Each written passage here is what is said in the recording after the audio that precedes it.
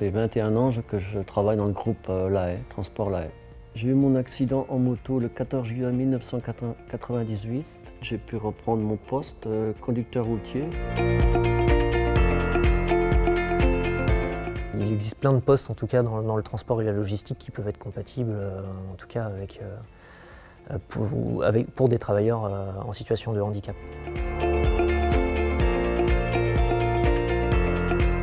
À titre personnel, je considère que le handicap peut toucher chacun d'entre nous, dans notre famille, dans notre entourage, et que le handicap est déjà un préjudice que l'on subit au plan physique et psychologique, et je considère qu'il ne doit pas y avoir de double sanction au plan professionnel, et qu'au contraire, l'accompagnement par l'employeur est un moyen pour le salarié de surmonter la situation de handicap qu'il a rencontrée.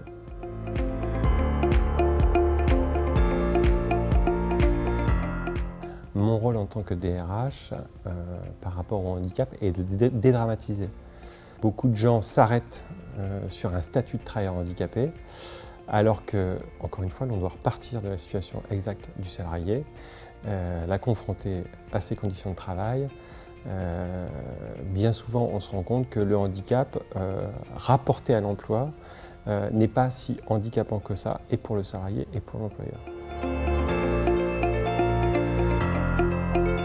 Un minimum d'aménagement du véhicule, un véhicule un peu spécifique, suffit pour que ce chauffeur-là se fonde dans la masse des autres chauffeurs.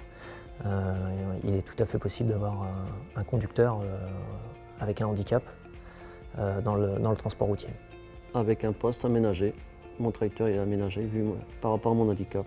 En aménagement, principalement, il me faut une grande cabine, la boîte auto, comme je suis amputé de la jambe gauche. Et je repars la semaine, je fais de la France et de l'international quand il en a. Pour chaque salarié, pour moi, ce qui est important, c'est d'apprécier exactement la nature du handicap, de le confronter à la réalité des circonstances de travail du salarié pour voir si, entre guillemets, ça peut matcher et voir quelles adaptations sont nécessaires, parce que quelquefois, elles sont relativement mineures ou assez accessibles au plan financier et matériel. J'en suis à mon 4e poste aménagé, c'est-à-dire mon 4e tracteur qui a été renouvelé. C'est la CARSAT qui nous dit si ils ont connaissance de solutions pour adapter les postes de travail en fonction du handicap. C'est la CARSAT qui nous oriente vers des acteurs du handicap comme la SAMET. Donc c'est eux qui, à la fois dans la mise en œuvre au plan accompagnement, appareillage, etc., nous orientent, et c'est eux aussi qui nous orientent en termes de recherche de financement. Les clés de la réussite, c'est une vraie volonté des deux parties, en tout cas de toutes les parties.